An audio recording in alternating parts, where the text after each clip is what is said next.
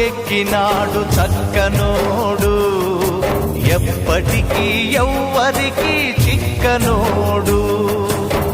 చుక్కల్లోకెక్కినాడు చక్కనోడు, ఎప్పటికీ ఎవ్వరికి చిక్కనోడు.